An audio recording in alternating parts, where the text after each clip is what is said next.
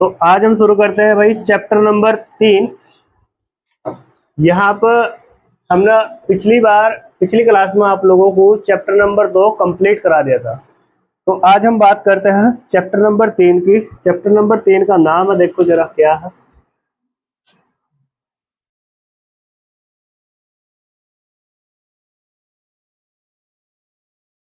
Chapter number 3 है भाई, इसकी आज स्टार्टिंग करता हूं मैं, कॉन्सेप्ट बताऊंगा इसके तुम्हें, ठीक है। और इस चैप्टर का नाम है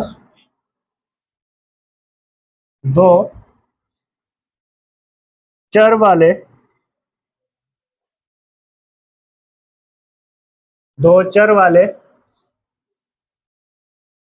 रैखिक समीकरण युग्म।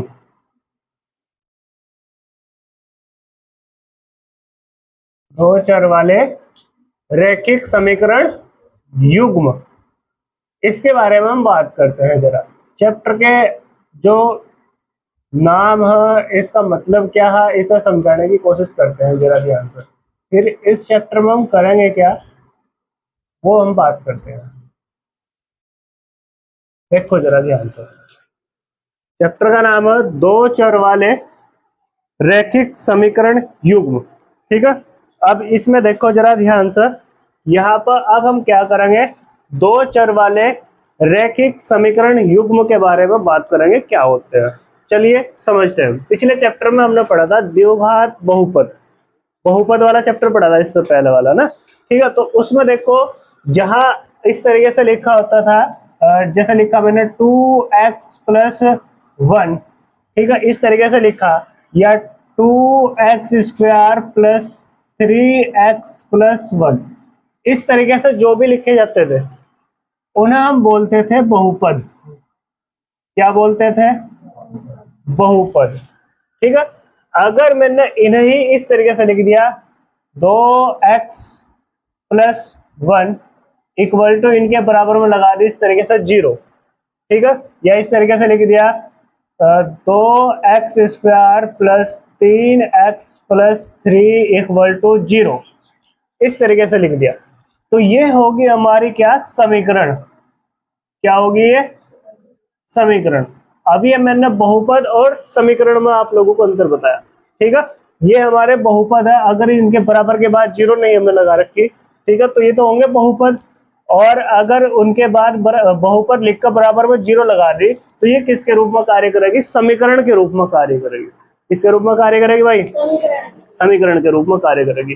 तो अब हम बात करते हैं, चैप्टर का नाम है दो चर वाले रैखिक समीकरण युग्म। ये क्या होते हैं, इनके बारे में बात करते हैं, ठीक है। अब देखो जरा ध्यान से, यहाँ पर लिखा हुआ दो चर, क्या लिखा हुआ?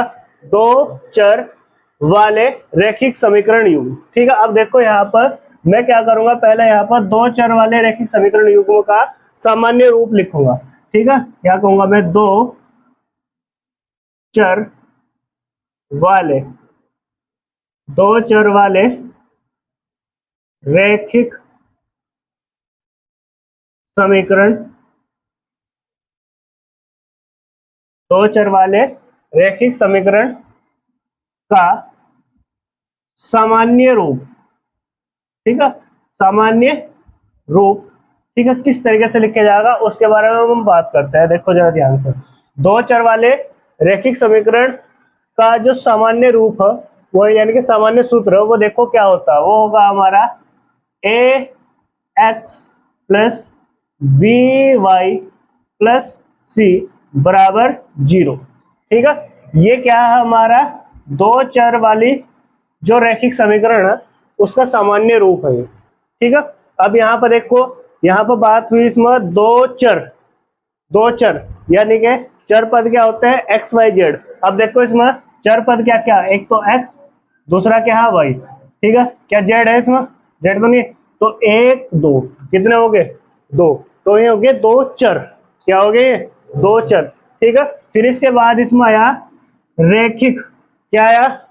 रैखिक का मतलब होगा इनकी जो घात है, ठीक है, इनकी जो घात होगी यानी कि पावर जो होगी वो कितनी होगी? एक होगी। अधिकतम घात जो होती है कितनी होगी इनकी? एक। यानी कि जिन बहुपद की या समीकरणों की घात कितनी होगी, एक, तो उसे बोल लगे हम रेखिक। क्या बोल लगे?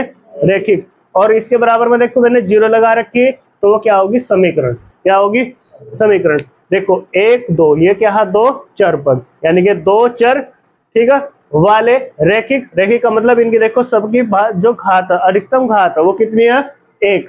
ठीक है, तो दो चर वाले रेखिक समीकरण, बराबर इसके जीरो लगा दिया। समझ में आया सभी को? ठीक है, तो ये जो होता है हमारा दो चर वाले रेखिक समीकरण का एक सामान्य रूप है। ठीक है, यानी कि देखो यहाँ पर दो चर तो हमारे ये हो गए, यहाँ पर देखो चर पद, ये हो गए दो चर x और y, दो चर हो गए।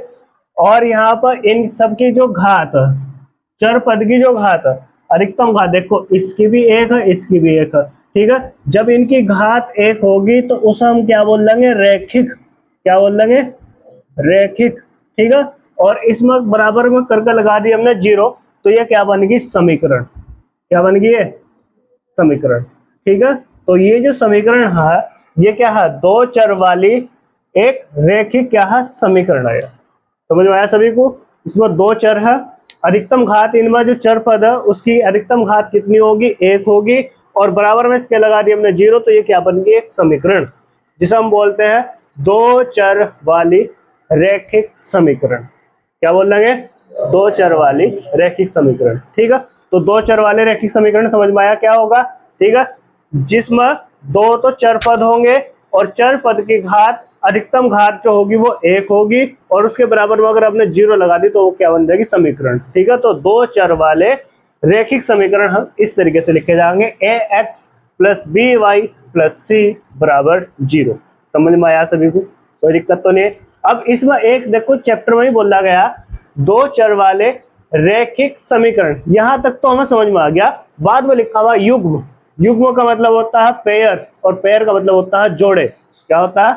जोड़े। यानी कि यहाँ पर दो समीकरण चाहिए हमें, दो चर वाली रैखिक समीकरण की दो हमें क्या रखनी पड़ेगी? यहाँ पर समीकरण रखनी पड़ेगी। ठीक है, यानी कि अब हम इस तरीके से लिख सकते हैं, यहाँ पर ये बन गया देखो a1 x plus b1 y plus c1 बराबर जीरो। ठीक है, एक समीकरण ये होगी हमारी। ठीक है, दो चर वाली रैखिक समीकरण हो गया। दो चर वाली क्या होगी? रैखिक समीकरण एक यह होगी। इसी के जैसे एक और लिख दी मैंने, a2x plus b2y plus c2 equal to zero. समीकरण नंबर दो। कोई दिक्कत तो नहीं है? ठीक है, तो ये क्या हुई हमारी दो चर वाली रैखिक समीकरण का एक ये क्या बन गया? युग्म। क्या बन गया? युग्म का मतलब जोड़ा, यानी कि पेयर बन गया एक प्रकार से। ठीक है, तो इस चैप्टर में हम क्या पढ़ेंगे? दो चर वाले रैखिक समीकरण युग्म के बारे में पढ़ेंगे कि उनका हल हम किस तरीके से करेंगे, कौन कौन सी विधियों से करेंगे, इसके बारे में हम इस चैप्टर में बात करेंगे। तो समझ में आया चैप्टर का मतलब क्या है? इसमें हम क्या पढ़ने वाले?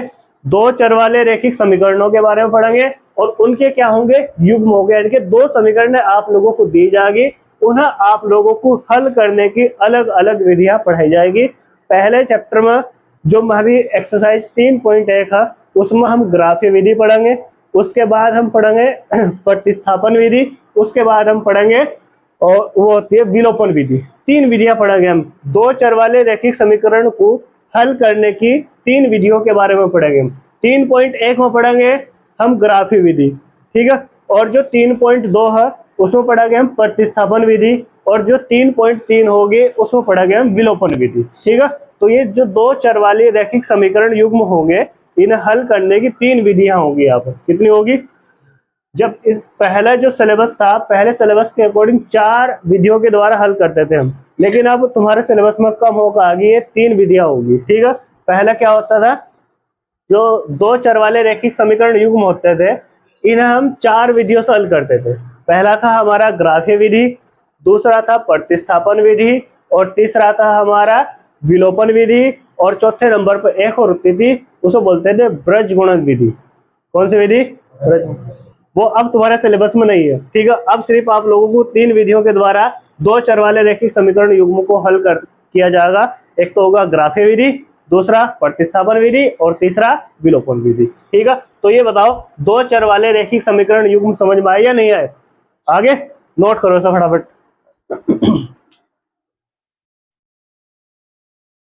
तो अब हम बात करते हैं, देखो हमने आप लोगों को दो चर वाली रैखिक समीकरण युग्म के बारे में बता दिया था। देखो जैसे हमारे पास दो चर वाले रैखिक समीकरण युग्म लिख रहा हूं मैं यहाँ पर, जैसे इसका सामान्य रूप लिखेंगे हम a1x plus b1y plus c1 equal to 0। ठीक है, एक समीकरण ये होगी। ठीक है, और एक और इसके जैसी समीकरण लिख दी मैंने a2x plus b2y plus c2 equal to 0। ये दो समीकरण बन गई। ठीक है, तो ये दो समीकरणों का क्या बन गया? युग्म। दो चर वाली रैखिक समीकरणों का क्या बन गया? ये युग्म, यानी कि एक जोड़ा बन गया। दो चर वाली रैखिक समीकरण युग्म बन गए। ठीक है, अब यहाँ पर देखो जब इस तरीके से आप लोगों के पास दो चर वाली रैखिक समीकरण आओगी तो इसमें अगर हम अनुपातों की तुलना करेंगे, ठीक है, तो उसके लिए एक टेबल तुम्हें याद करनी पड़ेगी।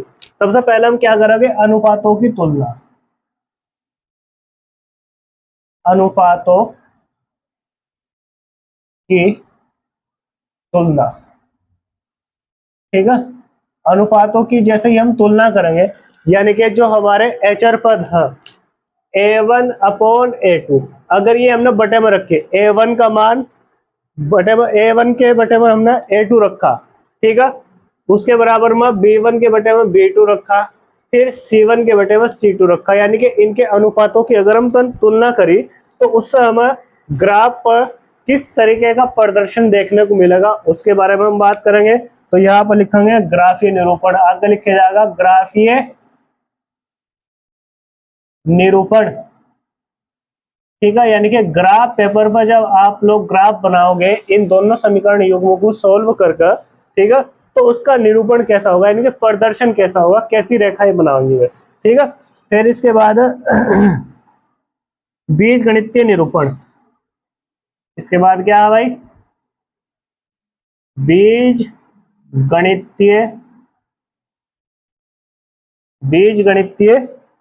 निरूपण।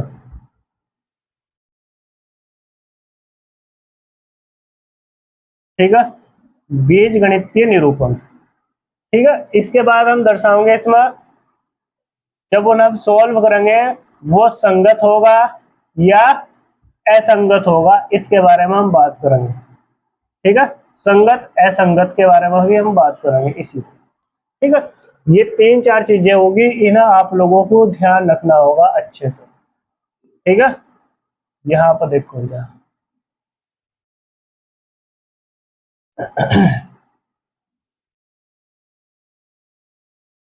चलिए हम बात करते हैं।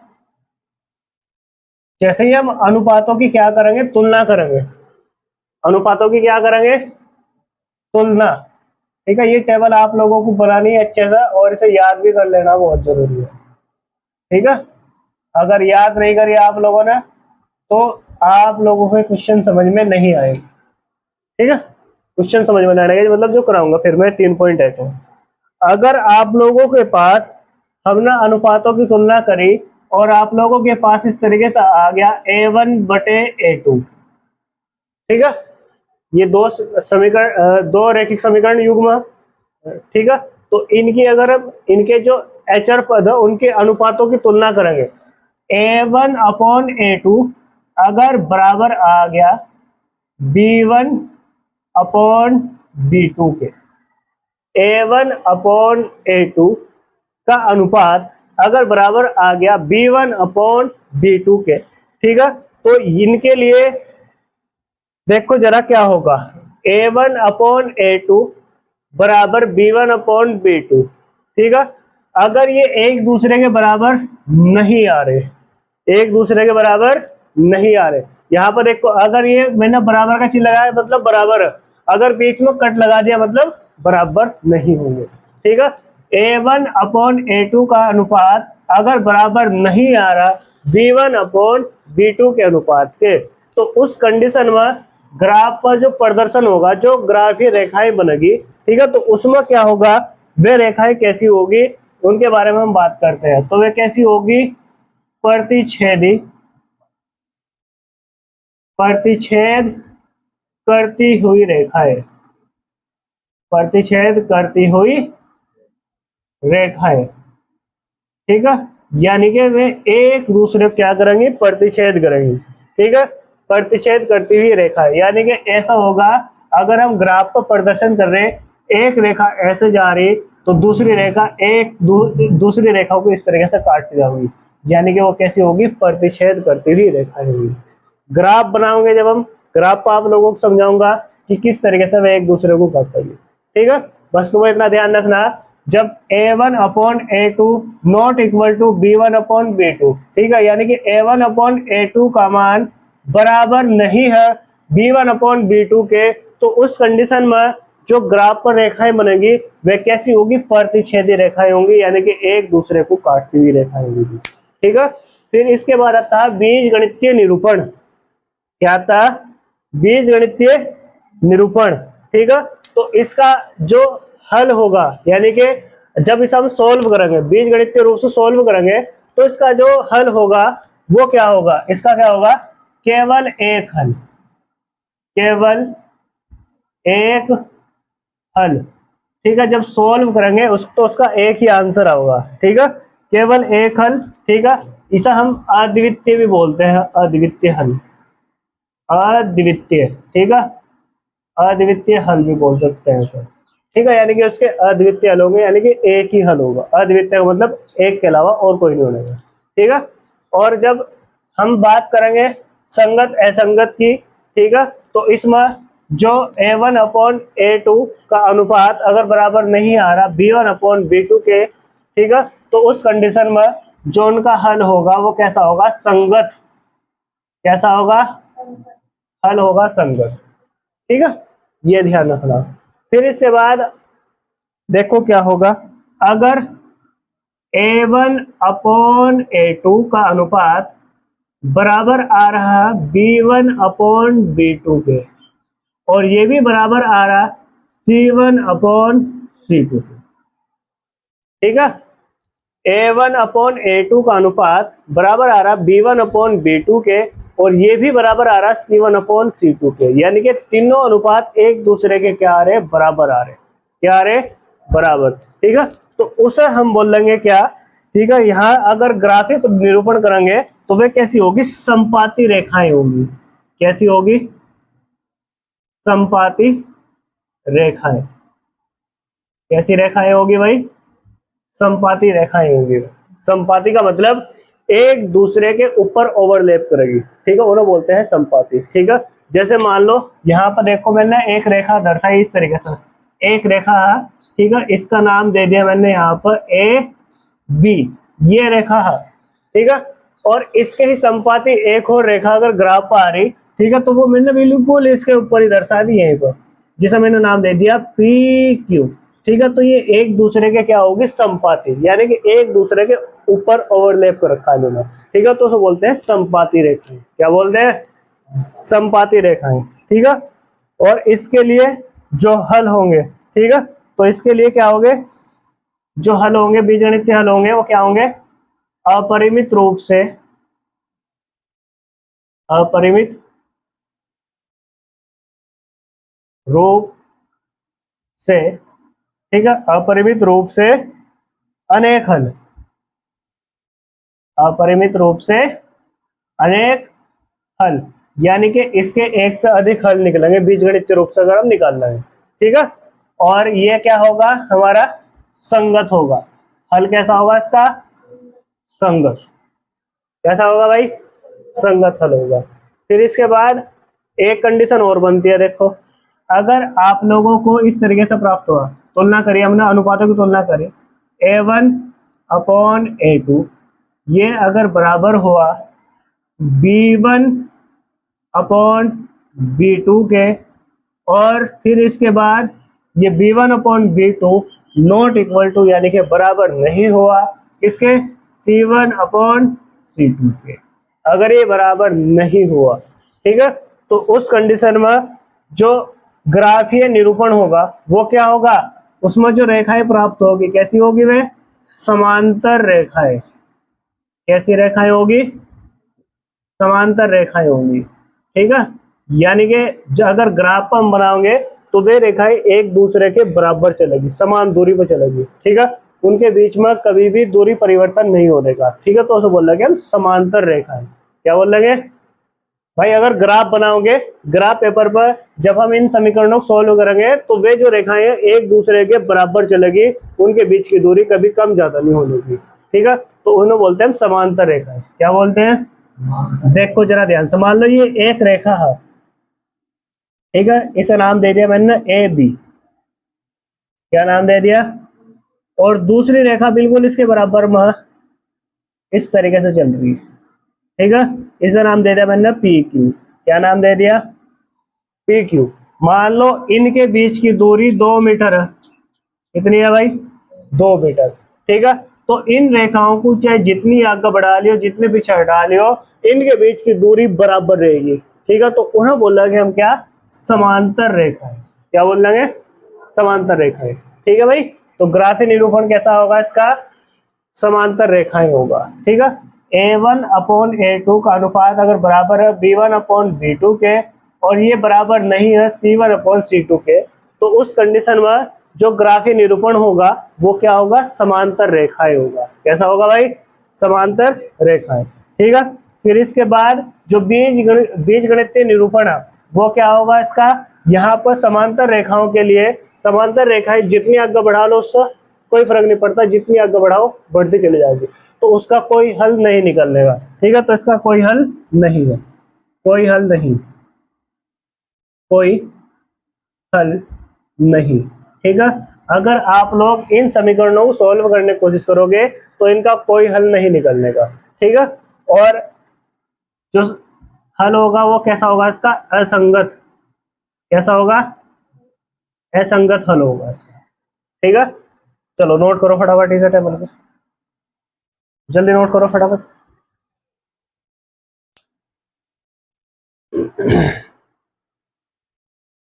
तो अब हम कुछ बेसिक कॉन्सेप्ट पुराने वाले थोड़ा सा आपको रिपीट कराते हैं, जिससे आप लोगों को ग्राफ बनाना अच्छे से समझ में आ जाए। तो सबसे पहला आप लोगों को मैंने इस तरीके से, अगर एक इस तरीके से रेखा खींची मैंने, तो इस रेखा के बारे में आप लोगों को मैंने बताया था। ठीक है, इस इस तरीके से अगर लाइन खींची तो इस लाइन को बोल रहा था मैंने आप लोगों को, इसे हम बोलते हैं क्षैतिज रेखा। ये थोड़ा सा 9th क्लास का, लेकिन थोड़ा सा पता होना जरूरी है। और अगर मैंने ऐसा सीधी लाइन खींच दी इस तरीके से, ठीक है, तो इसे बोलते थे हम ऊर्ध्वाधर रेखा। क्या बोलते थे भाई? ऊर्ध्वाधर रेखा। इस तरीके से हम इन्हें बोलते थे। ठीक है, जब ये क्षैतिज रेखा और ऊर्ध्वाधर रेखा एक दूसरे को प्रतिच्छेद करते हैं तो यहाँ पर एक तल बनता है, इसे बोलते हैं कार्तीय तल। क्या बोलते हैं भाई? कार्तीय तल। ठीक है, फिर यहाँ पर जब ये क्षैतिज रेखा और ऊर्ध्वाधर रेखा एक दूसरे को क्या करते हैं? प्रतिच्छेद करते हैं। जिस बिंदु पर प्रतिच्छेद करते हैं उस बिंदु को हम बोलते थे मूल बिंदु। क्या बोलते थे भैया? मूल बिंदु। ठीक है, जिसे ओरिजिन पॉइंट भी हम बोलते हैं। ठीक है, यहाँ पर क्षैतिज रेखा और ऊर्ध्वाधर रेखा, ठीक है, यहाँ पर इन्हें एक दूसरे को प्रतिच्छेद करने वाले बिंदु को तो हम मूल बिंदु बोलते थे। ठीक है, अब यहाँ पर देखो, यहाँ ये जो हमारी क्षैतिज रेखा, क्षैतिज रेखा को अगर हम मूल बिंदु से इधर राइट हैंड की ओर चलेंगे, ठीक है, यानी कि इसके दाईं ओर चलेंगे, तो आप लोगों को ये जो होगा इसे बोल लेंगे हम एक्स अक्ष। क्या बोल लेंगे? एक्स अक्ष। मूल बिंदु से अगर हम दाईं ओर चलेंगे, ठीक है, राइट हैंड की ओर चलेंगे, तो यहाँ पे जो हम तल प्राप्त होगा ये होगा एक्स अक्ष। क्या होगा? एक्स अक्ष। ठीक है, इंग्लिश में बोलते हैं एक्स एक्सिस। ठीक है, और अगर मूल बिंदु से इधर बाईं ओर चलेंगे, लेफ्ट हैंड की ओर चलेंगे, तो आप लोगों को ये प्राप्त होगा एक्स डैश अक्ष। क्या प्राप्त होगा? एक्स डैश अक्स, ठीक है, यानी कि एक्स डैश एक्सिस बोलते हैं ऐसा इंग्लिश में, ठीक है। फिर ऐसे ही अगर मूल बिंदु से हम ऊपर की ओर चलेंगे, टॉप की ओर चलेंगे, तो इस वाले पॉइंट को हम बोलते हैं वाई अक्ष। क्या बोलते हैं भैया? वाई अक्ष, ठीक है। इसी तरीके से मूल बिंदु से अगर नीचे की ओर चलेंगे यानी कि बॉटम की ओर चलेंगे तो इसे बोलते हैं वाई डैश अक्ष। क्या बोलते हैं भैया? वाई डैश अक्ष। कोई दिक्कत तो नहीं यहाँ तक? ठीक है। जब ये क्षैतिज रेखा और ऊर्ध्वाधर रेखा एक दूसरे को प्रतिच्छेद करते हैं, ठीक है, तो यहाँ पर बनता है कार्तीय तल, और कार्तीय तल के 4 भाग होते हैं, ठीक है। एक हो गया ये फर्स्ट, हमारा फर्स्ट, और ये दूसरा हो गया सेकंड, और ये हो गया थर्ड, ठीक है, और ये हो गया फोर्थ, ठीक है। कार्तीय तल 4 भागों में विभाजित होगा, ठीक है, जिसे बोल रहे चतुर्थांश। क्या बोलते थे? ठीक है, ये हो गया हमारा फर्स्ट चतुर्थांश, ठीक है, और ये हो गया हमारा सेकंड चतुर्थांश। पूरा लिखने का शॉर्ट फॉर्म में लिखूंगा मैं, ठीक है। ये हो गया हमारा थर्ड चतुर्थांश, ठीक है, और ये हो गया हमारा फोर्थ चतुर्थांश, ठीक है। इस तरीके से लिखा जाता है, ठीक है। तो यहाँ पर जरा ध्यान से समझो, जो हमारा क्षैतिज रेखा है, क्षैतिज रेखा को पूरे को हम एक्स अक्ष बोलते हैं। मूल बिंदु के अकॉर्डिंग एक्स अक्ष, एक्स डैश अक्ष, इस तरीके से विभाजित कर रखा। अगर हम एक्स अक्ष की ओर चलेंगे तो एक्स अक्ष पर आप लोगों को जितनी भी यहाँ पर संख्याएं प्राप्त होगी, जितने भी बिंदु प्राप्त होंगे, वे सारे के सारे क्या होंगे? पॉजिटिव होंगे, यानी कि प्लस का 1, प्लस का 2, प्लस का 3, प्लस का 4, प्लस का 5, इस तरीके से प्राप्त होगा, ठीक है।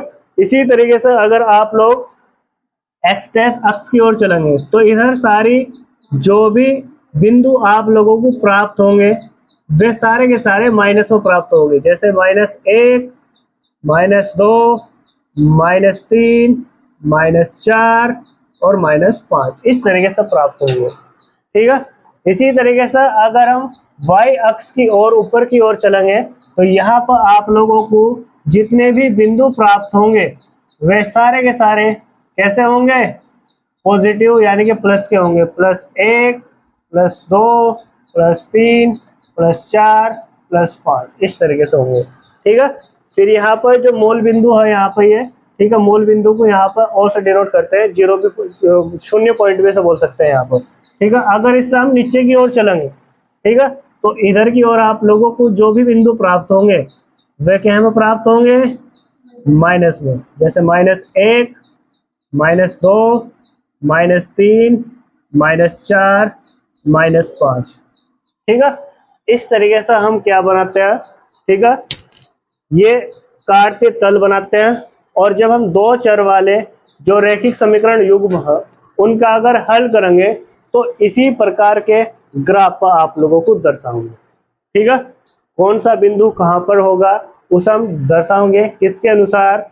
उस रैखिक समीकरण के हल के अनुसार, उसका हल होकर कौन कौन से बिंदु कहां पर आ रहे, ठीक है, वो इस प्रकार के ग्राफ पेपर पर आप लोगों को हम दर्शाएंगे, ठीक है।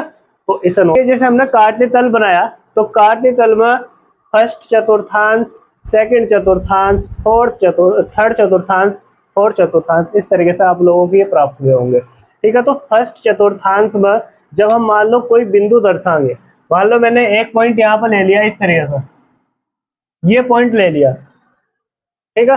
तो इस पॉइंट को जरा ध्यान से देखो, एक्स अक्ष अगर चले गए तो आप लोगों को यहाँ पे दिखाई देगा, ये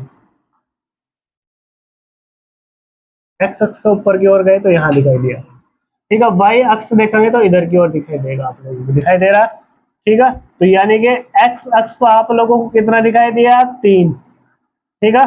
और वाई अक्ष पर आप लोगों को कितना दिखाई दिया? 2, यानी कि ये वाला जो बिंदु है वो क्या है हमारा? 3,2 है। क्या है ये? 3,2, ठीक है। और इस पर देखो, यहाँ पर फर्स्ट चतुर्थांश में एक्स अक्ष को देखो और वाई अक्ष को देखो तो दोनों, ये दोनों के दोनों प्लस में प्राप्त होंगे आप लोगों को, प्लस का एक्स प्लस का ही वाई, ठीक है। यानी कि फर्स्ट चतुर्थांश में जो बिंदु आप लोगों को प्राप्त होगा वो क्या होगा? प्लस प्लस का होगा, एक्स भी प्लस का और वाई भी प्लस का। ठीक है, यानी कि ये जो शुरू में लिख के जाएगा, जब भी हम कोई बिंदु दर्शाएंगे तो उसमें आप लोग ध्यान रखना, जब भी कोई बिंदु दर्शाएंगे तो शुरू में लिखा जाता है एक्स वाला, उसके बाद लिखा जाता है वाई वाला। यानी कि शुरू में जो संख्या लिखी होगी वो एक्स अक्ष की होगी और दूसरे नंबर पर किसकी होगी, वाई अक्ष। ठीक है, इसी तरीके से कोई से भी चतुर्थांश में आप लोग जाओगे तो वहां पर पहले आप लोग दर्शाओगे एक्स अक्ष, उसके बाद वाई अक्ष। ठीक है, तो फर्स्ट चतुर्थांश में एक्स अक्ष भी प्लस का और वाई अक्ष भी प्लस का। ठीक है, सेकंड चतुर्थांश में अगर हम देखेंगे तो एक्स अक्ष को देखो ये कैसा है, माइनस का। ठीक है, और वाई अक्ष को देखो, वाई अक्ष का है प्लस का। यानी कि सेकंड चतुर्थांश में एक्स अक्ष होगा माइनस का और वाई अक्ष होगा प्लस का। ठीक है, इसी तरीके से थर्ड चतुर्थांश में अगर आप लोग देखोगे तो एक्स अक्ष आप लोगों को दिखाई दे रहा माइनस का। ठीक है, और यहाँ पर जो वाई अक्ष है ये भी आप लोगों को दिखाई दे रहा होगा माइनस का। कोई दिक्कत तो नहीं है। इसी तरीके से फोर्थ चतुर्थांश में देखेंगे तो फोर्थ चतुर्थांश में देखो एक्स अक्ष आप लोगों को दिखाई दे रहा प्लस का। ठीक है, और वाई अक्ष दिखाई दे रहा होगा माइनस का। इन चिन्हों का आप लोगों को ध्यान रखना है, नोट करो, ग्राफ पेपर पर भी दर्शाऊंगा। बात करते हैं उदाहरण नंबर 1 की। इसमें कहा गया है ग्राफ द्वारा जांच कीजिए कि समीकरण युग्म, दो समीकरण दिए आप लोगों को, x प्लस 3y बराबर 6, 2x minus 3y equal to 12, ये दे रखी दो समीकरण दी। ठीक है, इन्हें आप लोगों को हल करना। ठीक है, यहाँ पर फिर इसने कहा और ये संगत है या असंगत इसके बारे में बताना, यदि ऐसा है तो उन्हें ग्राफ द्वारा हल कीजिए, ऐसा बोल रहा। देखो जरा ध्यान से, दो समीकरण दी, उदाहरण नंबर 1 कर रहा है पहला। उदाहरण नंबर देखो 1, उदाहरण नंबर 1, इसकी हम बात करते हैं। इसमें आप लोगों को दो समीकरण दी, बोर्ड पर ध्यान दो सबके सब। दो समीकरण दी, एक समीकरण दी x प्लस 3y और बराबर में दिया इसके 6, ये समीकरण नंबर दे दी फर्स्ट। ठीक है, फिर इसके बाद दूसरी समीकरण दी इसने 2x plus 3y, 2x plus 3y plus नहीं माइनस दे रखा है यहाँ पर देखो, 2x माइनस 3y और बराबर दे रखा है इसने 12।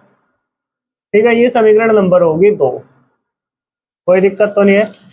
ये दो रैखिक समीकरण युग्म दिए आप लोगों को, दो चर वाली दो समीकरण रैखिक समीकरण युग्म दिए आप लोगों को।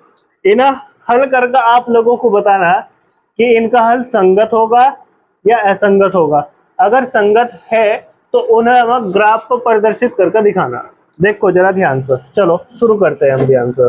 देखो यहाँ जरा ध्यान से, अब हम बात करते हैं। देखो ये दो समीकरण दिए हमें, एक तो दिया हमें x प्लस 3y बराबर 6, समीकरण नंबर फर्स्ट है। ठीक है, फिर 2x माइनस 3y बराबर 12। ठीक है, ये समीकरण नंबर 2 दी। अब पहले इन्हें चेक करना आप लोगों को, ये संगत होगी या नहीं होगी। ठीक है, तो सबसे पहले हम इनकी तुलना करके पहले इनमें a1 a2 b1 b2 c1 c2 इनके मान लिखेंगे आराम से। यहाँ पर देखो चूंकि अब यहाँ पर ये देखो x प्लस 3y, ठीक है, बराबर लिखा हुआ 6। ठीक है, हमने दो चर वाले रैखिक समीकरण का सामान्य रूप बताया था आप लोगों को, ax plus by plus c बराबर 0, इस तरीके से होता था। उसी फॉर्म को यहाँ पर लिखा हुआ देखो, x प्लस 3y, ठीक है, बराबर 6, इस तरीके से लिखा हुआ। यानी कि हम इसे बोल सकते हैं जिसके गुणा में कुछ नहीं होता उसके गुणा में क्या होता है, 1। क्या होता है भाई, 1। अब देखो जरा ध्यान से, अगर पहली समीकरण के अकॉर्डिंग हम बात करेंगे तो जो x के गुणा में x का गुणांक होता है वो होता है 1। मतलब हम बोल सकते हैं पहली समीकरण है तो उसके लिए होगा a1। a1 का मान देखो यहाँ पर कितना है भाई, 1। कितना है, 1। इसी तरीके से यहाँ पर y के गुणा में जो भी होगा वो होगा हमारा b, यानी कि हम उसे बोल सकते हैं समीकरण 1 के लिए क्या होगा, b1, और b1 का मान कितना है, 3। कोई दिक्कत तो नहीं है। फिर इसी तरीके से यहाँ पर जो होता है वो होता है c। और यहाँ पर समीकरण 1 है, तो समीकरण 1 के अकॉर्डिंग हम कहेंगे C1 का मान कितना होगा हमारा 6। कोई दिक्कत तो नहीं है। फिर इसी तरीके से समीकरण 2 में हम अनुपातों मतलब वो निकाल लेंगे, x का गुणांक, y का गुणांक और c। ठीक है, अब x के गुणा में जो होता है a, मतलब ये दूसरी समीकरण है। दूसरे समीकरण के लिए क्या होगा a2 का मान यहाँ पे देखो x के गुणा में क्या है 2। ठीक है, इसी तरीके से b2 के यहाँ से देखो y के गुणा में क्या है 3, और वो भी कहेगा माइनस का। ठीक है, तो माइनस का 3 कोमा c2, यानी कि c2 का मान यहाँ पर कितना है देखो 12। कोई दिक्कत तो नहीं है। तो पहले हम चेक करेंगे जो ये दिए गए हैं हम a1 a2 b1 b2 c1 c2, इनके अनुपातों की तुलना करेंगे। क्या करेंगे? अनुपातों की तुलना। जैसे ही हम अनुपातों की तुलना करेंगे तो अनुपातों की तुलना करने पर हम चेक करेंगे इनका हल संगत है या असंगत है। अगर संगत होगा तो ग्राफी विधि से हल करना, और असंगत हुआ तो उसका कोई हल नहीं होने का, वो मतलब उसका ग्राफ नहीं बनेगा। चलो बात करते हैं अब यहाँ से। अब हम कहेंगे अनुपातों की तुलना। अनुपातों की तुलना करने पर, अनुपातों की तुलना करने पर, अब हम अनुपातों की तुलना करेंगे। सबसे पहले हम निकाल लेंगे a1/a2, इसका अनुपात देखते हैं क्या निकल का होगा। अब जरा देखो, मैंने a1 का मान ऊपर देखो कितना लिखा है यहाँ पर, कितना 1। a1 का मान कितना 1, और इसके बटे में क्या लिखेंगे a2। क्या a2 का मान मैंने यहाँ 2 नहीं लिख रखा, देखो, यानी कि a1/a2 इसका जो मान हो कितना आया 1/2। ठीक है, तो यानी कि a1/a2 का मान कितना आ गया 1/2 आ गया। ठीक है, अब चेक करते हैं इसके बाद फिर b1/b2, b1/b2, b1 का मान हमें पता है भाई 3 है, और b2 का मान हमें पता है कितना -3। कोई दिक्कत तो नहीं है यहाँ तक। ठीक है, अब हमने कहा यहाँ पर 3 ही कम 3, यहाँ भी 3 ही कम 3, और 1 से 1 को डिवाइड करेंगे कितना होगा -1। ठीक है, अब हमने अनुपातों की तुलना कर ली हमने। ठीक है, अब हमारे पास a1/a2 का मान आया 1/2, b1/b2 का मान आया -1। ठीक है, क्या ये दोनों बराबर है? बराबर है? बराबर तो नहीं है। तो बराबर नहीं है तो शुरू का ही एक अनुपात मैंने आप लोगों को बता रखा, a1/a2 नॉट इक्वल टू, यानी कि बराबर नहीं है अगर b1/b2 के। ठीक है, तो वहां पर उसका हल क्या, ग्राफीय निरूपण क्या होगा, प्रतिच्छेदी रेखा है। ठीक है, और उसका वो बीजगणितीय निरूपण क्या होगा, उसका केवल एक हल होगा, है ना, और वो कैसा होगा, संगत होगा। ठीक है, तो अब यहाँ पर देखो जरा ध्यान से, क्या आ गया हमारे पास, हम कह सकते हैं अतः हमारे पास क्या आया a1/a2। ठीक है, ये बराबर नहीं आया किसके, b1/b2 के। जब ये बराबर नहीं है, ठीक है, तो इसका जो हल होता था वो कैसा होता था, संगत। कैसा होता था भाई, संगत। ठीक है, तो हम कह सकते हैं अतः संगत है, संगत है। और जब ये संगत आ चुका है तो इसे हमें क्या करना, ग्राफ को प्रदर्शित करना, यानी कि इसका ग्राफ बनाना हमें। ठीक है, ग्राफीय विधि से इसका हल करना हमें। ठीक है, शुरू करें। तो अब हम ग्राफीय विधि का यहाँ से यूज करेंगे, इन दोनों समीकरणों को सॉल्व करेंगे। ठीक है, अब हम कहेंगे ग्राफीय विधि। देखो जरा पहले ध्यान से समझेंगे ग्राफीय विधि। ठीक है, ग्राफीय विधि से इनका हल करेंगे हम पहले। इन दो चर वाले रैखिक समीकरणों को हम ग्राफ पर प्रदर्शित करने की कोशिश करेंगे। ठीक है, अब हम बात करते हैं, देखो इसकी समीकरण नंबर 1 की, इसकी बात करते हैं। मैंने कहा समीकरण फर्स्ट में, ठीक है, समीकरण फर्स्ट में जो हमारी ये समीकरण नंबर फर्स्ट है, इसमें हमें क्या करना, अगर इसे ग्राफ पर दर्शाना तो इसके कम से कम 2 हल निकालने होंगे। कितने हल निकालने होंगे? मैंने कहा चलो कोई बात नहीं, हम 2 हल निकाल कर दिखाते हैं आप लोगों को। समीकरण फर्स्ट जो है इसमें क्या करो, x बराबर 0 लेने पर, जहां आप लोगों को x दिखाई देगा उसकी जगह आप 0 लेके चलोगे। कितना लेके चलोगे? 0। जहां आप लोगों को x दिख रहा होगा उसकी जगह आप 0 लेके चलो। ठीक है, तो देखो जरा ध्यान से, जहां x था उसकी जगह मैंने क्या कर दिया? 0। समीकरण फर्स्ट में देखो, जहां x लिखा हुआ था उसकी जगह क्या कर दिया? 0। फिर क्या लिखा हुआ? प्लस 3y, फिर बराबर क्या लिखा हुआ? 6। बताओ लिखा हुआ है नहीं हुआ? ठीक है, हमने कहा 0 में 3y जोड़ोगे तो आप लोगों को 3y प्राप्त होगा। होगा या नहीं होगा? ठीक है, उसके बराबर क्या लिखा हुआ था? 6। ठीक है, अब ये 3y लिखा हुआ, मुझे y का मान निकालना, जो चीज गुणा बराबर में जाकर बटे में। ठीक है, यानी कि y बराबर क्या आ गया? 6/3। 6/3, और इसे काट कर कितना होगा? 3 दूनी 6। ठीक है, तो y का मान मेरा मुझे कितना प्राप्त हुआ? y का मान कितना प्राप्त हुआ? 2। ठीक है, अब मैं इसे यहाँ सोल्व करता हूँ। देखो आपको, जब मुझे y का मान 2 प्राप्त हो गया, कितना प्राप्त हुआ? 2। y का मान 2 प्राप्त हुआ, तो इसका मतलब हम कह सकते हैं, देखो ये हम कह सकते हैं यहाँ पर जो बिंदु होगा, बिंदु, ठीक है, बिंदु ए बोल दो चाहे, इस तरीके से बिंदु ए जो हमें प्राप्त हुआ, हमने x का मान क्या लेके चले थे? हम x का मान क्या लेके प्राप्त चले थे? 0। तो हमें y का मान क्या प्राप्त हुआ है सर? 2।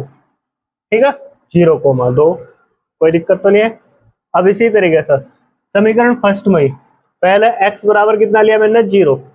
अब x बराबर कोई सी भी ऐसी संख्या लेनी है हमें जिससे ये पूरी समीकरण संतुष्ट हो जाए। ठीक है, अब मैंने यहाँ x का मान 0 लिया, अब आप लोगों को 0 नहीं लेना, इससे अलग लेकर देखो। अगर मैं यहाँ x का मान 1 रखूं, कितना रखूं? 1, यहाँ हो जाएगा 1 + 3y बराबर ये होगा 6। 1 इधर लाओगे, ठीक है, 1 प्लस का इधर जाकर माइनस का होगा 6 में, तो 1 गया, कितना बचा? 5। क्या 3 से 5 कट सकता? कटने का नहीं, तो बटे वाली संख्या नहीं लेनी तब। ठीक है, मैंने कहा अब आप लोग x का मान 1 नहीं रखना, जो बात हो बस ऐसे ही मन मन में चेक करना। फिर x का मान 2 रख कर देखो, यहाँ जैसे ही 2 रखोगे तो 2 रखने के पश्चात आप लोग इसे इधर लाओगे। ठीक है, अब 6 में तो 2 गए, कितना बचा? 4। क्या 4 3 से कटता? पूरा पूरा नहीं कटने का, तो तुम्हें 2 भी नहीं रखना। तो अब मैंने कहा x का मान 3 रख कर देखो, आप कितना रख कर देखो? 3। जैसे x का मान 3 रखोगे तो 3 प्लस का इधर जाके हो जाएगा माइनस का। ठीक है, 6 में तो 3 का कितना बचेगा? 3, और 3 से 3 पूरा पूरा विभाजित होगा। तो तुम्हें ऐसे मान रखने हैं जिससे समीकरण पूरी तरीके से संतुष्ट हो। ठीक है, तो मैंने कहा अब यहाँ पर x बराबर 3 लेने पर, ठीक है, x बराबर 3 लेने पर, अब समीकरण नंबर 1 में ही x बराबर 3 लेना आप लोगों को। रखो, देखो यहाँ पर 3 प्लस, जहां x था उसकी जगह क्या लिखा मैंने? 3 प्लस 3y, और बराबर कितना है? 6। ये 3 प्लस का इधर जाएगा माइनस का, तो 3y बराबर 6 माइनस क्या हो जाएगा? 3। तो 3y बराबर 6 मतलब 3 का कितना बचा? 3। और भाई y के गुणा में 3, जो चीज गुणा में बराबर हो जाएगा बटे में, यानी कि 3 के बटे में क्या आ जाएगा? 3, और 3 ही कम 3, यानी कि y का मान कितना आया निकल कर? 1। कितना आया? कोई दिक्कत तो नहीं आ तक? कोई परेशानी हो? ठीक है, अब हमने कहा बिंदु जो निकल कर आया हमारा बिंदु, इसे मान लो b, इसे क्या मान लिया? b, इस बिंदु को हमने b मान लिया। और इसमें देखो यहाँ पर जरा ध्यान से, x का मान हमने क्या रखा था? 3, तो y का मान निकल कर क्या आया? 1। कोई दिक्कत तो नहीं है? ठीक है, ये 2 हल हो गए, मतलब ये 2 बिंदु हो गए जिन्हें हम ग्राफ पर दर्शाएंगे। ठीक है, ये समीकरण नंबर 1 के लिए होगा।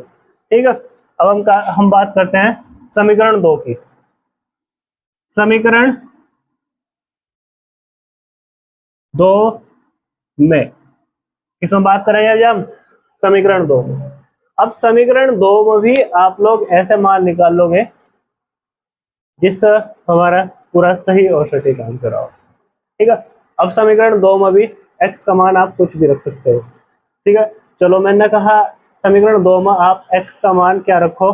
0 ही रखो, कोई बात नहीं। मैंने कहा x बराबर 0 लेने पर, x बराबर 0 लेने पर, जैसे ही हम x बराबर 0 लेंगे तो देखो जरा ध्यान से इसमें क्या प्राप्त होगा। समीकरण नंबर 2 में x बराबर 0 लिया तो जहां समीकरण नंबर 2 में x दिखाई दे रहा है उसका मान कितना करना आप लोगों को? 0। क्या करना भाई? देखो 2 लिखा हुआ, उसके गुणा में क्या लिखा हुआ? x। x का मान 0 करना, अब कितना करना? 0। फिर -3y, ठीक है, और बराबर कितना? फिर 6। 12 लिखा हुआ है, लो भाई 12,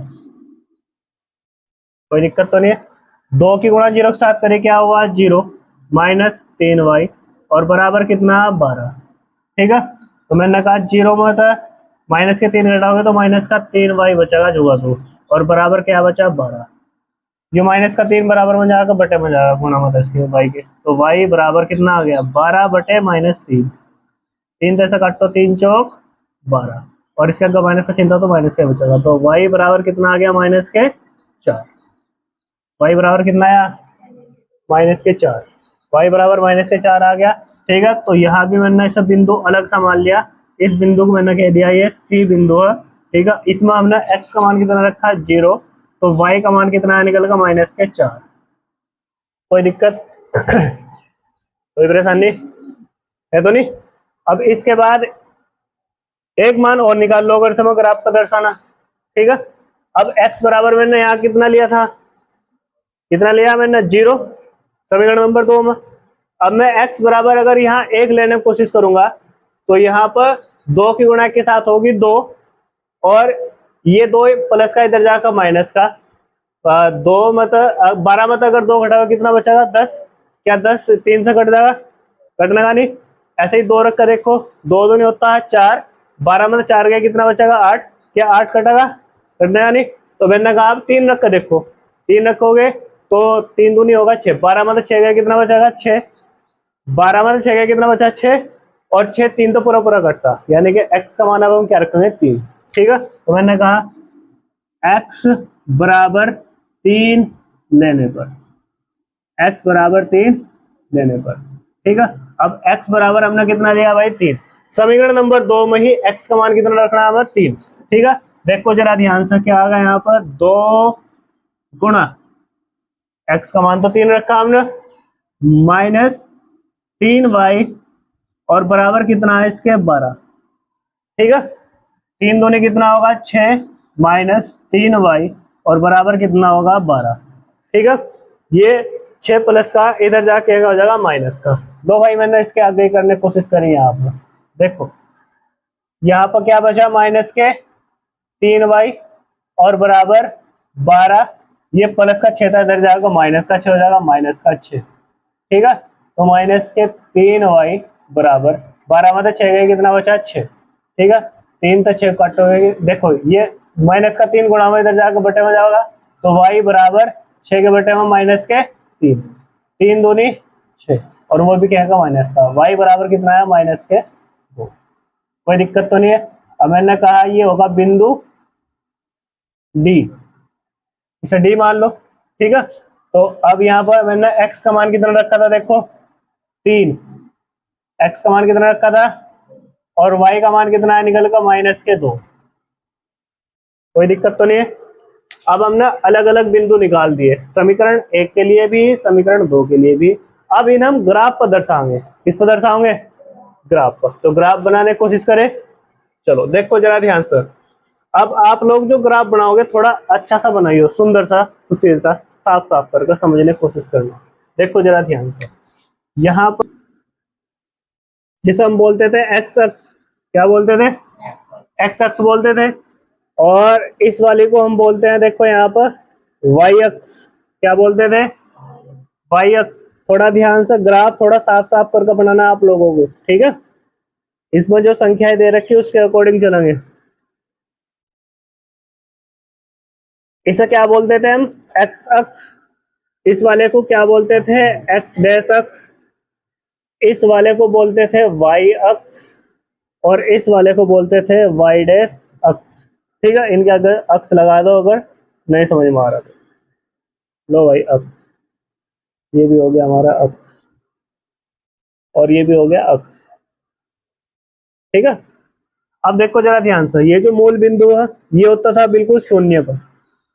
एक्स अक्ष पर सारी संख्याएं कैसी होती थी? प्लस की। कैसी होती थी? अब इनमें जो बिंदु निकाल ले, अधिकतम अंक कितने दिखाई दे रहे थे वहां? 4 तक दिखाई दे रहे, 4 तक दर्शा लो। 1 2 3 और 4 इस तरीके से दर्शा दिया। फिर ऊपर भी 1 2 3 4, 1 2 3 4, 1 2 3 4 इस तरीके से दर्शा दिया। देखो यहाँ 1 2 3 4, यहाँ पर भी 1 2 3 4।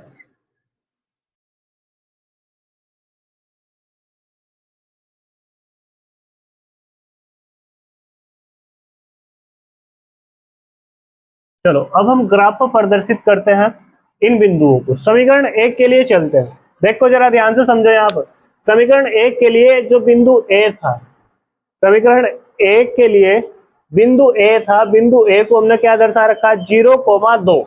0,2 जीरो जो हो वह एक्स अक्ष पर, एक्स अक्ष पर जीरो कहां प्राप्त हो गया आप लोगों को? ये देखो एक्स अक्ष पर यानी 0, ठीक है।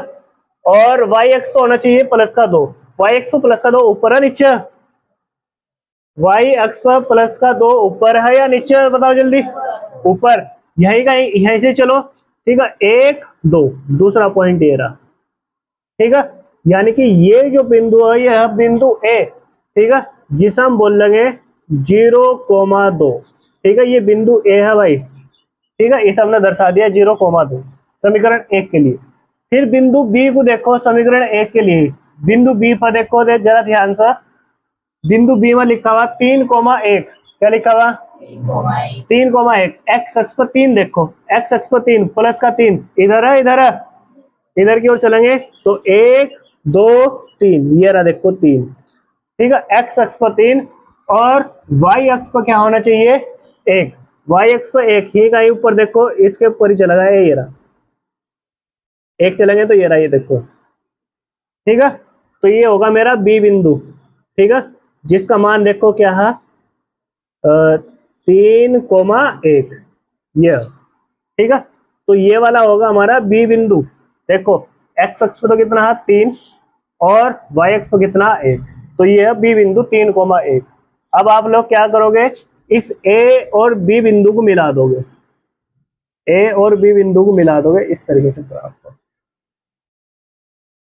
इस तरीके से रेखा खींचेंगे एक सीधी बिल्कुल, ठीक है। और इस पर लिख देंगे यह वाली समीकरण नंबर फर्स्ट, ठीक है। इस पर समीकरण नंबर फर्स्ट लिख देंगे। समीकरण नंबर फर्स्ट थी एक्स प्लस 3y और बराबर 6। इस लाइन पे लिखनी हुआ, कहीं भी लिख सकते हो, चाहे यहाँ यहाँ कहीं भी लिख सकते हो, देख दिया। अब इसी तरीके से समीकरण नंबर 2 को देखो ध्यान से, बोर्ड पर ध्यान होना चाहिए सभी का। समीकरण नंबर 2 के लिए देखो सी बिंदु कहाँ दर्शाया मैंने? एक्स अक्ष पर था 0, कितना था? एक्स अक्ष पर 0, ठीक है। और वाई अक्ष पर कितना? -4। वाई अक्ष पर -4 ऊपर है नीचे? वाई अक्ष पर भाई 0 से इधर की ओर चलेंगे तो -4 यहाँ देखो। ये हो गया मेरा सी बिंदु। क्या है? एक्स अक्ष पर है 0, वाई अक्ष पर -4, ठीक है। वाई अक्ष पर -4, ये मेरा सी बिंदु हो गया। क्या हो गया? ये सी बिंदु, ठीक है। अब डी बिंदु देखो कहां से? डी बिंदु ये रहा। एक्स अक्ष पर कितना है? 3। एक्स अक्ष पर कितना है भाई? 3। एक्स अक्ष पर 3 हो रहा। और वाई एक्स पर कितना? -2। वाई एक्स पर -2 ऊपर नीचे? नीचे। तो ये देखो यही 1 और 2, 2 ए यहाँ पर बैठा था लगभग इसमें। तो ये बिंदु होगा मेरा क्या? डी बिंदु जिसका मान कितना था? 3, -2, ठीक है। ये बिंदु है डी। देखो जरा ध्यान से, कभी ऊपर देख लो, ठीक है। अब इसे सी देखो यहाँ जरा ध्यान से। यहाँ पर जब ये इस जो हमारी सी डी रेखा है, सी डी रेखा को आगे की ओर बढ़ाओगे तो ये आप लोगों को बिल्कुल सीधी इस तरीके से यहाँ से ऐसा गुजरती हुई दिखाई देगी। और इसी तरीके से ये जो ए बी रेखा थी ये भी आप लोगों को यहाँ से ऐसा गुजरती हुई दिखाई देगी। ये एक बिंदु पर एक दूसरे को क्या कर रही? प्रतिच्छेद कर रही। क्या कर रही है? प्रतिच्छेद, ठीक है। ये ए बी रेखा और CD रेखा एक दूसरे को एक बिंदु प्रतिच्छेद कर रहे, ठीक है। इस बिंदु को मैंने बोल दिया आप लोगों को बिंदु P, क्या बोल दिया, बिंदु P, ठीक है। और ये जो बिंदु P होगा यही इन दोनों समीकरण रेखिक युग्मों का हल होगा। मतलब इस बिंदु P पर देखो जरा ध्यान से, बिंदु P पर अगर आप लोग देखोगे तो बिंदु P पर ये जो यहाँ पर एक्स अक्ष पर कितना पॉइंट बैठ रहा है, देखो कितना बैठ रहा है, 6। एक्स अक्ष पर तो बैठ रहा है 6, कॉमा क्या वाई अक्ष पर ऊपर की ओर जा रहा कहीं यो इसी रेखा पर टिक रहा, कौन सी रेखा पर, एक्स अक्ष पर। एक्स अक्ष पर मतलब ये यहाँ पर एक्स वाई वाला क्या होगा, इसके लिए 0 होगा, ठीक है। तो 6,0 इसका क्या होगा आंसर, हम कह सकते हैं। अतः x बराबर तो होगा कितना 6, तथा y का मान कितना होगा, y का मान होगा यहाँ पर कितना 0, ठीक है। ये इसका फाइनल आंसर होगा, ठीक है। चलो नोट कर लो।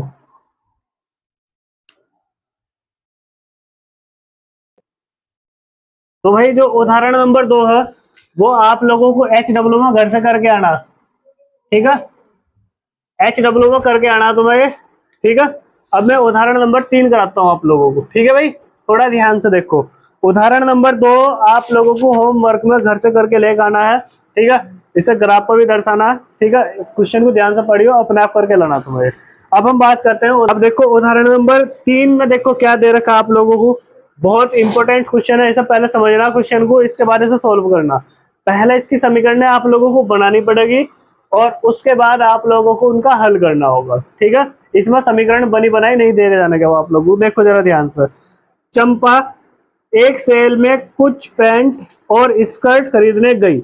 जब उसकी सहेलियों ने पूछा कि प्रत्येक के कितने नग खरीदे, तो उसने उत्तर दिया स्कर्ट की संख्या खरीदी गई पैंटों की संख्या की 2 गुनी से 2 कम है। स्कर्ट की संख्या खरीदी गई पैंटों की संख्या की 4 गुनी से भी 4 कम है। सहेलियों की यह जानने के लिए सहायता कीजिए कि चंपा ने कितनी पैंट और कितनी स्कर्ट खरीदी। क्वेश्चन आप लोग बुक में देख लियो। अब मैं इसका देखो सॉल्यूशन करता हूँ। देखो जरा ध्यान से, पहले आप लोग क्या करोगे, यहाँ पर आप लोगों को ये बताना कि उसने कितनी पैंट खरीदी और कितनी स्कर्ट खरीदी, ठीक है। इसके बारे में आप लोगों को बताना, ठीक है। क्या उसने आप लोगों को बताया कि उसने एक सेल में तक कितनी पैंट खरीदी और कितनी नहीं, कुछ संख्या बताई उसने, बताई तो नहीं। अब हम कहते हैं जरा देखो ध्यान से, यहाँ पर जो चीज आपको नहीं देगा जाएगा हो तो उन्हें क्या करेंगे, मान के चलेंगे। यहां लिखेंगे माना माना पैंटों की संख्या, पैंटों की संख्या, ठीक है। हमें नहीं पता उसने कितनी पैंट खरीदी, हमने कहा पैंटों की संख्या अपनी तरफ से मान ली हमने कितनी खरीदी, उसने एक्स, कितनी खरीदी एक्स, ठीक है। और स्कर्ट की संख्या, स्कर्ट की संख्या, ठीक है। हमें नहीं पता उसने स्कर्ट भी कितनी खरीदी होगी, हमने अपनी तरफ से मान लिया वाई, क्या मान लिया वाई, ठीक है। अब हम चलेंगे पर्सन के अनुसार, पर्सन में हमें क्या दे रखा, ठीक है। हम कहेंगे प्रश्नानुसार, प्रश्नानुसार, ठीक है। प्रश्नानुसार ऐसा क्वेश्चन को हम सॉल्व करेंगे। पहले इसकी समीकरणें बनाओगे, देखो जरा ध्यान से। इसने हमें पहली उसमें देखो क्या कहा, चंपा एक सेल में कुछ पैंट और स्कर्ट खरीदने गई। जब उसकी सहेलियों ने पूछा कि प्रत्येक के कितने नग खरीदे, तो उसने उत्तर दिया स्कर्ट की संख्या खरीदी गई पैंटों की संख्या की 2 गुनी से 2 कम है, 2 गुनी से 2 कम है। इस लाइन को थोड़ा ध्यान से समझना, ये होगी कंडीशन फर्स्ट, कंडीशन फर्स्ट। पहली जो कंडीशन दी उसने, पहली कंडीशन में उसने कहा स्कर्ट की संख्या खरीदी गई पैंटों की संख्या की 2 गुनी से 2 कम है, ठीक है। किसकी संख्या कहा उसने, स्कर्ट की संख्या, किसकी संख्या, स्कर्ट की संख्या। स्कर्ट की संख्या को हमने क्या मानना, वाई। तो उसने पहली लाइन में पहली कंडीशन में कहा स्कर्ट की संख्या, स्कर्ट की संख्या हमने क्या माननी, वाई। स्कर्ट की संख्या खरीदी गई पेंटो की संख्या, पेंटो की संख्या हमने क्या माननी, एक्स, ठीक है। खरीदी गई पेंटो की संख्या एक्स की दो गुनी से, ठीक है, पेंटो की संख्या की दो गुनी से। पेंटो की संख्या दो गुनी का मतलब क्या होगा, दो एक्स, दो तो गुना होगी इसमें, दो गुनी का मतलब दो तो गुना करनी पड़ेगी। तो पेंटो की संख्या एक्स थी तो इसका दो गुना कितना होगा, दो एक्स, ठीक है। तो ये तो बोला है उसने, स्कर्ट की संख्या खरीदी गई पेंटो की संख्या की दो गुनी से दो कम है। दो गुनी से कितनी कम है, दो कम। दो गुनी से कितनी कम है भाई, दो गुनी से कितनी कम है, दो, ठीक है। कम का मतलब माइनस, कम का मतलब क्या होता है, माइनस, ठीक है। तो यानी कि खरीदी गई स्कर्ट की संख्या, ठीक है, पेंटो की संख्या की दो गुनी से कितनी कम थी, दो कम थी। ये होगी हमारी समीकरण नंबर फर्स्ट। कोई दिक्कत, इस तरीके से बनानी, सवाल में देकर नहीं जाने का, तो वो अपने आप बनानी पड़ेगी समीकरण। कोई दिक्कत तो नहीं है, ठीक है। आप देखो जरा ध्यान से, यहाँ पर अगली लाइन पढ़ते हैं। स्कर्ट की संख्या, कंडीशन सेकंड में देखो उसने क्या कहा, ये तो कंडीशन फर्स्ट थी, ठीक है। कंडीशन सेकंड में देखो उसने क्या कहा, कंडीशन सेकंड, कंडीशन सेकंड में देखो उसने क्या कहा, स्कर्ट की संख्या, दोबारा स्कर्ट की संख्या, स्कर्ट की संख्या हमने क्या मान रखी, वाई। स्कर्ट की संख्या खरीदी गई पेंटो की संख्या की, खरीदी गई पेंटो की संख्या की, पेंटो की संख्या हमने क्या मान रखी, एक्स, पेंटो की संख्या हमने क्या माननी, एक्स, ठीक है। खरीदी गई पेंटो की संख्या की चार गुनी से, इस बार कितनी गुनी है पहले कितनी थी, दो। अब पेंटो की संख्या हमने एक्स मान रखी, तो इसकी चार गुनी का मतलब क्या होगा, चार एक्स, यानी कि चार तो गुना होगी इसमें, यानी कि चार एक्स, ठीक है। तो यहाँ पर क्या कहा उसने, स्कर्ट की संख्या खरीदी गई पेंटो की संख्या की चार गुनी से भी चार कम है, चार गुनी से भी कितनी कम है, चार कम है। चार कम का मतलब उसमें था हम चार माइनस करेंगे, माइनस चार। समीकरण नंबर दो, समीकरण नंबर दो या सेकंड एक ही बात है, ठीक है। तो इस तरीके से ये समीकरण है, आप लोगों को क्वेश्चन पढ़कर बनानी है अपने आप, ठीक है। पर्सन पढ़ोगे उससे बनानी है, बना लोगे, ठीक है। पहला पेंटो की संख्या मान ली, उसके बाद स्कर्ट की संख्या मान ली, ठीक है। ये तो हमने अपनी तरफ से मान ली, और ये हमने कहा पर्सन के अनुसार जैसा जैसा वो बोला गया उसके अकॉर्डिंग हमने ये बना दी समीकरण। कोई दिक्कत तो नहीं है। अब आप लोगों को इन दोनों समीकरणों को ग्राफी विधि से हल करके, ठीक है, आंसर बताना कि पेंटो की संख्या कितनी थी और स्कर्ट की संख्या कितनी थी, ये आप लोगों को बताना, ठीक है। शुरू करें भाई, देखो फिर ध्यान से। अब इन्हें हम सोल्व करते हैं, ग्राफी विधि से हल करते हैं। कौन सी विधि पढ़ रहे हैं हम यहाँ, ग्राफीय विधि। अभी हम दो चर वाली रैखिक समीकरणों को ग्राफीय विधि से हल करना सीख रहे हैं। कौन सी विधि है भाई, ग्राफीय विधि। थोड़ा ध्यान रखना इसका, ठीक है। देखो जरा ध्यान से। अब हम इसमें क्या करेंगे, जो हमारी समीकरण नंबर एक, समीकरण नंबर एक में इसके दो बिंदुओं को निकाल लेंगे जिन्हें हम ग्राफ पर दर्शाना है, ठीक है। तो हमने कहा y, समीकरण नंबर फर्स्ट में, समीकरण फर्स्ट में, ठीक है। समीकरण फर्स्ट में आप लोग क्या करोगे, x बराबर 0 लेने पर, जहां आप लोगों को x दिख रहा हो उसकी जगह 0 लेके चलना। देखो जरा ध्यान से, y बराबर, समीकरण नंबर में देखो यहाँ तो एक में क्या लिखा हुआ, y बराबर 2x, x का मान तो मैंने कहा 0 रखना आप लोगों को, क्या रखोगे 0, और फिर क्या माइनस, ठीक है। तो अब हमने कहा y बराबर 2 की गुणा 0 के साथ हुई तो क्या होगा 0 माइनस 2, ठीक है। तो y बराबर 0 में से माइनस 2 करोगे कितना बचेगा, माइनस 2 ही बचेगा, लो भाई, ठीक है। तो बिंदु हमारा क्या आया, बिंदु क्या आया हमारा, इस बिंदु को अपनी तरफ से नाम दे सकते हो, ए बिंदु नहीं दे सकते हो ऐसा नाम, ठीक है। तो x का मान क्या रखा मैंने ना 0, तो y का क्या निकल का माइनस के, कोई दिक्कत तो नहीं है, ठीक है। अब इसके बाद इधर करता हूं मैं, देखो अब इसमें एक बार और x बराबर, बताओ कितना ले, अगर मैं यहाँ पर x बराबर कितना ले भाई, अगर मैं यहाँ पर x बराबर, मैंने एक बार लिया 0, क्या लिया 0 रखने पर माइनस 2 प्राप्त हो मुझे y का मान। अगर मैं x बराबर 1 रखू, अब कितना रखू अब मैं x बराबर 1 रखूंगा तो 2 की गुणा 1 के साथ करेंगे कितना होगा 2, और 2 मतलब -2 करोगे तो कितना बचेगा 0, मतलब सोल्व हो सकता।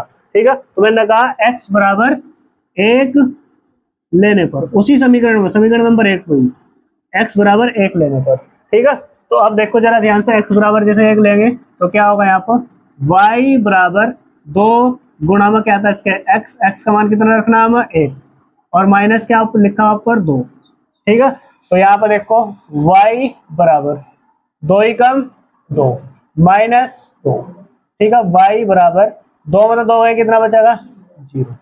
ठीक है, यानी कि हम क्या कह सकते हैं यहाँ पर, जो बिंदु आया हमारा, अगला बिंदु आया, वो बिंदु हमारा हमने अपनी तरफ से कह दिया बी है। इसका मान क्या है, एक्स का मान कितना रखा मैंने 1, कितना रखा, तो y का निकल कर क्या आया 0। कोई दिक्कत तो नहीं है।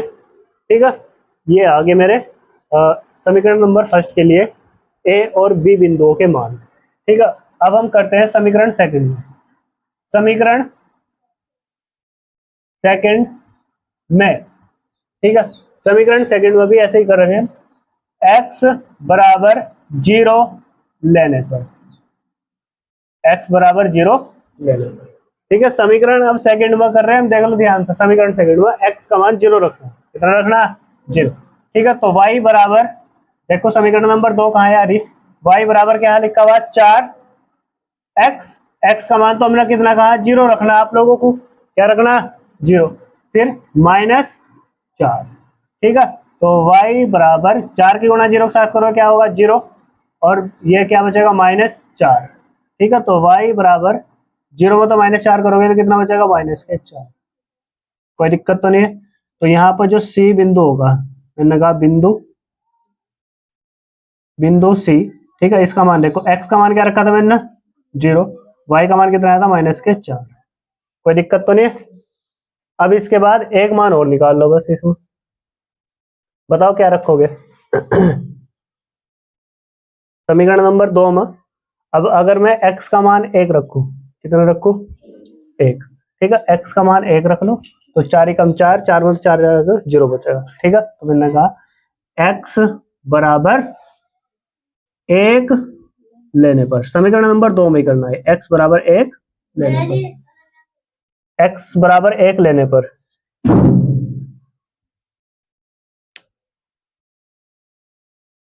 तो अब हमने क्या कहा भाई, x बराबर 1 लेने पर समीकरण नंबर 2 में ही x का मान कितना लेना है 1 लेना। देखो जरा ध्यान से, ये समीकरण नंबर 2 है, y बराबर 4 गुणा x का मान कितना 1 -4। ठीक है, अब देखो y बराबर 4 एकम 4 -4। ठीक है, y बराबर 4 में 4 गए, कितना बचेगा 0। कितना बचा, तो दूसरा बिंदु आ गया अलग से, मैंने कहा बिंदु डी। ठीक है, इसका मान कितना है निकलेगा भाई, x का मान कितना रखा हमने 1, y का मान कितना आया 0। कोई दिक्कत तो नहीं है। बस अब इस हमें क्या करना, ग्राफ पर दर्शाना। किस पर दर्शाना भाई, ग्राफ पर। चलो, तो भाई ये जो ग्राफ था, इस ग्राफ में देखो ये जो होता है, ये होता है मूल बिंदु, इसे बोलते हैं हम एक्स अक्ष, इसे बोलते हैं एक्स डैश अक्ष, इसे वाई अक्ष, और इसे वाई डैश अक्ष। ठीक है, बार बार अक्ष अक्ष लिखने की जरूरत नहीं है, x x dash y y dash इस तरीके से लिखनी, क्योंकि ग्राफ हमें बनाना है इसमें। ठीक है, अब देखो जरा ध्यान से, यहाँ पर ये जो बिंदु दर्शा रखे, इसमें अधिकतम पॉइंट कितने दिखाई दे रहे हैं, बिंदु ए बी सी, इनमें देखो जरा ध्यान से, अधिकतम पॉइंट कितना दिख रहा, 4, 4 से अधिकतम दिख रहा। ठीक है, कोई बात नहीं, 5 तक दर्शा लियो आप लोग, जरूरी नहीं है उसमें उसके अकॉर्डिंग दर्शाओ। 1 2 3 4 5। ठीक है, चलो मैंने यहाँ 6 तक दर्शा दिया, कितने तक दर्शा दिया, कोई बात नहीं, इधर भी दर्शा देंगे।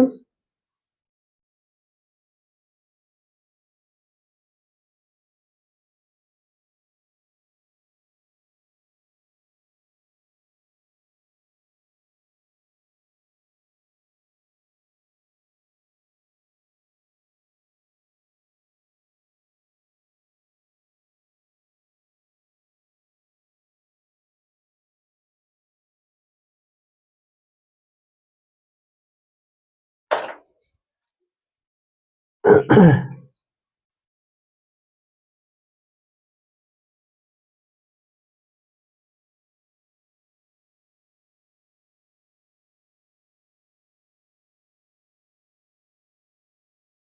है भाई, देखो जरा ध्यान से।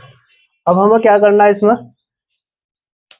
इस ग्राफ पर दर्शाना।